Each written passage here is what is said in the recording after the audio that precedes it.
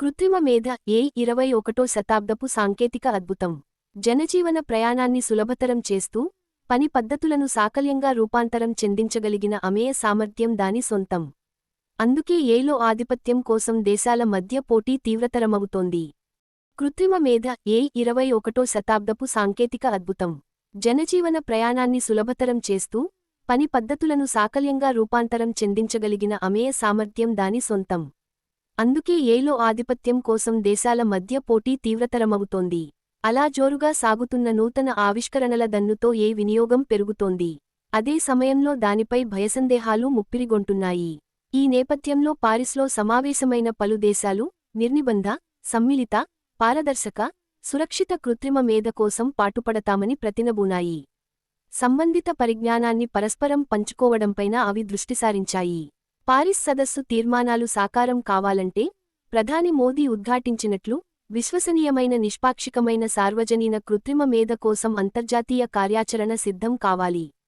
పేద, వర్ధమాన దేశాల ప్రగతికి ఏఐ ఒక సాధనమయ్యేలా సంపన్న రాజ్యాలు సహకరించాలి. ఇండియా, చైనాలతో పాటు 60 దేశాలు సంతకాలు చేసిన పారిస్ ప్రకటనకు అమెరికా, యూకే దూరంగా ఉండిపోవడమే విస్మయకరం. చాట్జీపీటీ వంటివి క్రమంగా సామాన్యుల్లోకి చొచ్చుకుపోతున్నాయి. వాట్సప్ వంటి మాధ్యమాల్లోనూ కృత్రిమ మేధ ప్రయోజనాలను అందరూ ఆస్వాదిస్తున్నారు. విద్య, వైద్యం, వ్యవసాయం, తయారీ తదితర రంగాల్లో మెరుగైన ఫలితాలు రాబట్టడానికి అక్కరకొచ్చే ఏఐ సాంకేతికతలో అమెరికా, చైనా తమ హవా ప్రదర్శిస్తున్నాయి. చైనా స్టార్టప్ ఒకటి ఇటీవల తక్కువ ఖర్చుతో ఎంతో సమర్థంగా రూపొందించిన డీప్ సీక్ ప్రపంచవ్యాప్తంగా సంచలనం సృష్టించింది. చైనా మాదిరిగానే విస్తృత మానవ వనరులకు నెలవైన ఇండియా మాత్రం ఏఐలో సత్తా చాటడంలో వెనుకబడింది. ఈ ఏడాదిలో మనకు సొంత ఏఐ మోడల్ సిద్ధమవుతుందన్న కథనాలు కొత్త ఆశలు రేపుతున్నాయి. మనిషిలా ఆలోచించి పనులను చక్కబెట్టే యంత్రాల వల్ల ఉద్యోగాలు పెద్ద సంఖ్యలో పోతాయన్న ఆందోళనలు నెలకొన్నాయి. కాని, కృత్రిమ మేధ 5 ఏళ్లలో 9.2 కోట్ల కొలువులను హరిస్తే, అంతకు 2 రెట్ల ఉపాధి అవకాశాలు సృష్టిస్తుందన్నది ప్రపంచ ఆర్థిక వేదిక అంచనా. 2028 నాటికి ఇండియాలోనూ 27 లక్షల ఉద్యోగాలకు ఏఐ తలుపులు తెరుస్తుందంటున్నారు. వాటిని అందిపుచ్చుకోగలిగిన నైపుణ్యాలను యువతరంలో రంగరించడం ప్రభుత్వాల బాధ్యత. సరికొత్త సాంకేతికతలు అందుబాటులోకి వస్తున్న కొద్దీ నిజమేదో, నకిలీ ఏదో తెలుసుకోలేని పరిస్థితులు దాపురిస్తున్నాయి. ఏఐ సాయంతో సృష్టిస్తున్న డీప్ఫేక్ ఆడియోలు, వీడియోలు, చిత్రాలు వ్యక్తులు, సంస్థల గౌరవమర్యాదలు, ప్రతిష్టను మంటగలుపుతున్నాయి. మహిళలు వాటికి ఎక్కువగా బాధితులవుతున్నారు. తమ స్వార్థ ప్రయోజనాల కోసం అంతర్జాలంలో తప్పుడు సమాచారాన్ని వెల్లువెత్తించేందుకు కొన్ని మూకలు ఏఐను వాడుకుంటున్నాయి. ఎన్నికల వేళ ఓటర్లను తప్పుదారి పట్టించే డీప్ఫేక్ వీడియోలు నెట్టింట్లో తిరుగాడటం కొంతకాలంగా పరిపాటిగా మారింది. ఏఐ దుర్వినియోగంతో వ్యక్తిగత గోప్యత గాలిలో దీపమవుతోంది. దేశ భద్రతకు ముప్పు వాటిల్లుతోంది. ఏఐతో ముంచుకొచ్చే ప్రమాదాలను నివారించాలంటే, నీతి ఆయోగ్ సూచించినట్లు, చట్టపరమైన రక్షణలతో పాటు పటిష్ట నియంత్రణ వ్యవస్థలను ప్రభుత్వం కొలువు తీర్చాలి. కృత్రిమ మేధ అనువర్తనాలతో దేశార్థికం వేగంగా వృద్ధి చెందుతుందన్న విశ్లేషణల నేపథ్యంలో ఏఐపై దేశీయ పెట్టుబడులను పెంచాలి.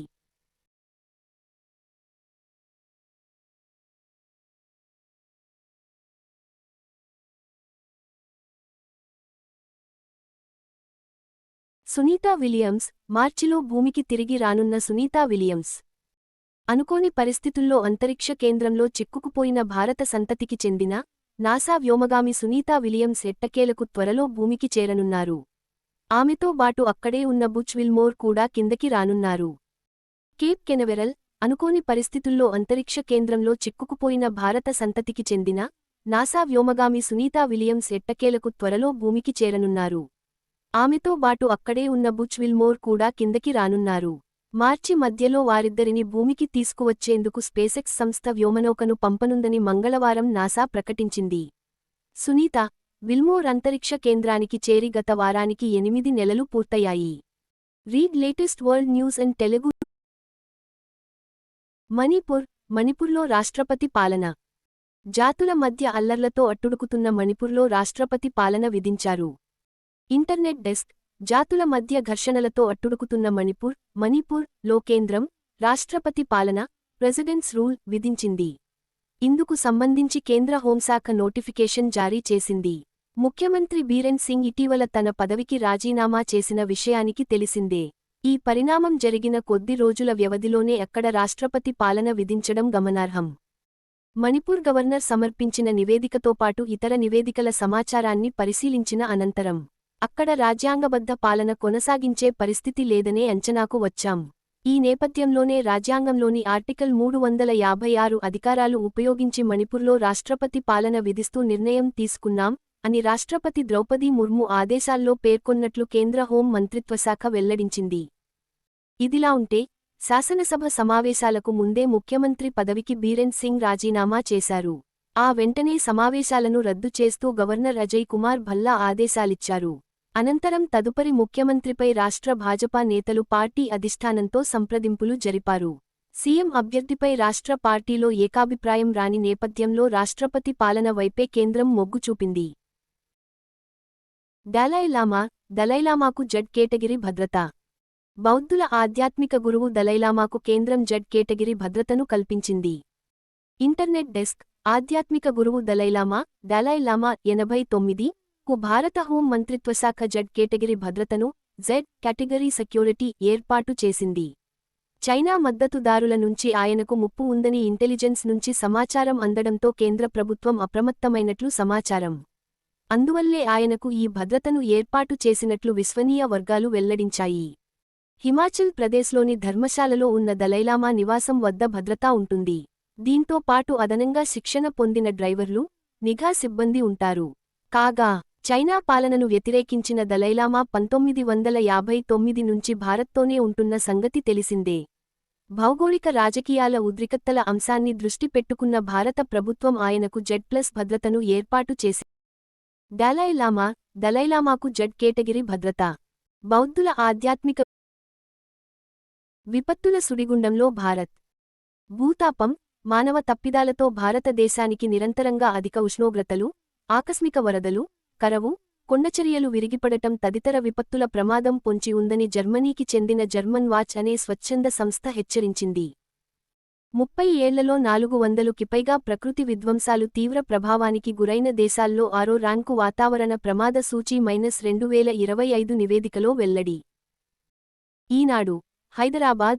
భూతాపం, మానవ తప్పిదాలతో భారతదేశానికి నిరంతరంగా అధిక ఉష్ణోగ్రతలు, ఆకస్మిక వరదలు, కరవు, కొండచరియలు విరిగిపడటం తదితర విపత్తుల ప్రమాదం పొంచి ఉందని జర్మనీకి చెందిన జర్మన్ వాచ్ అనే స్వచ్ఛంద సంస్థ హెచ్చరించింది.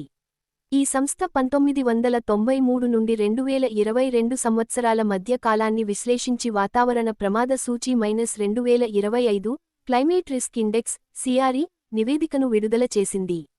గత 30 ఏళ్లలో ప్రపంచవ్యాప్తంగా వాతావరణ మార్పుల ప్రభావానికి గురైన దేశాల్లో భారత్ 6వ స్థానంలో నిలిచినట్లు వెల్లడించింది.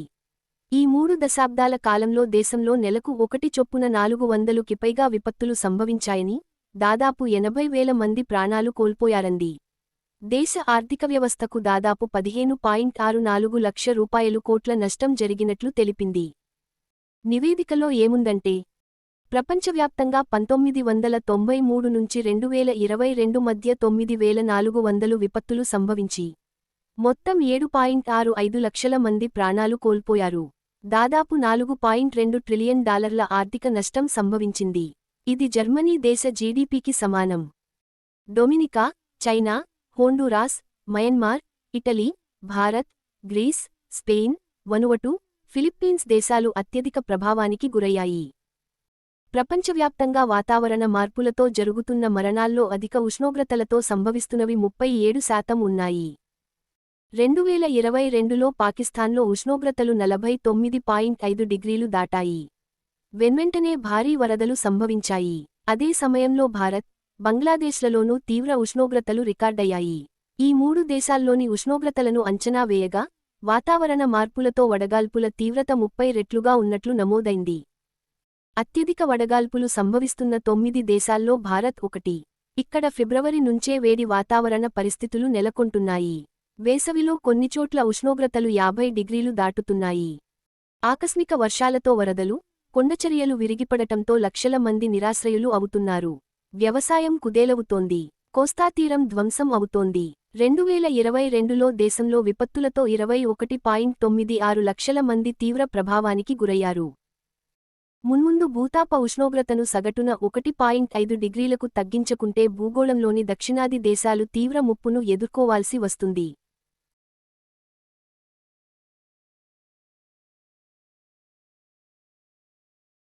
Odisha CM inaugurates Digital House for paperless assembly session. Russia annexed the Black Sea Peninsula of Crimea from Ukraine in March 2014 and then backed pro-Russian separatists in an armed insurgency against Kyiv's forces in the eastern Donbass region of Ukraine. Moscow currently controls about 20% of Ukraine's territory, mainly in the east and south. Article 5 of NATO. AI Summit in Paris, France పారిస్లో సమావేశమైన పలు దేశాలు నిర్నిబంధ, సమ్మిళిత, పారదర్శక, సురక్షిత కృత్రిమ మేధ కోసం పాటుపడతామని ప్రతినబూనాయి. సంబంధిత పరిజ్ఞానాన్ని పరస్పరం పంచుకోవడంపైన అవి దృష్టి సారించాయి. ఇండియా, చైనాలతో పాటు 60 దేశాలు సంతకాలు చేసిన పారిస్ ప్రకటనకు అమెరికా, యూకే దూరంగా ఉండిపోవడమే విస్మయకరం. చైనా స్టార్టప్ ఒకటి ఇటీవల తక్కువ ఖర్చుతో ఎంతో సమర్థంగా రూపొందించిన డీప్ సీ ప్రపంచవ్యాప్తంగా సంచలనం సృష్టించింది. 84 సిక్ పోగ్రమ్, సిక్కు హింస, ఢిల్లీలో సిక్కులను చంపిన అల్లర్లు. వ్యర్థాల నిర్వహణలో ప్లాస్మా గ్యాసిఫికేషన్ను సుస్థిర పరిష్కారంగా శాస్త్రవేత్తలు చెబుతున్నారు. ఘన వ్యర్థాల నిర్వహణ నిబంధనలు మెనస్ 2016 solid waste management rules. Bhabha అణుపరిశోధన కేంద్రం, బాక్. ప్రాచీన క్రీడల్లో ఒకటైన ఖోఖో.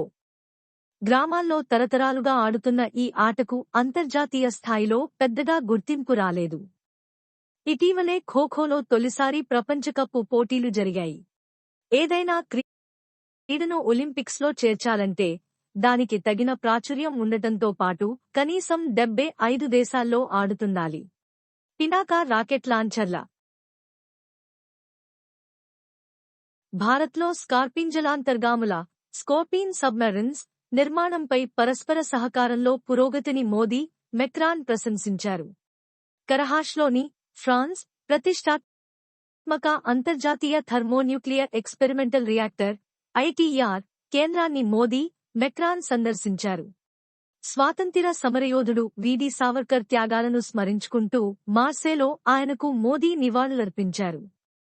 1910 జులైలో బ్రిటిష్ బలగాల చెర నుంచి తప్పించుకునేందుకు ఈ నగరంలో సావర్కర్ వీరోచితంగా ప్రయత్నించిన సంగతి గమనార్హం.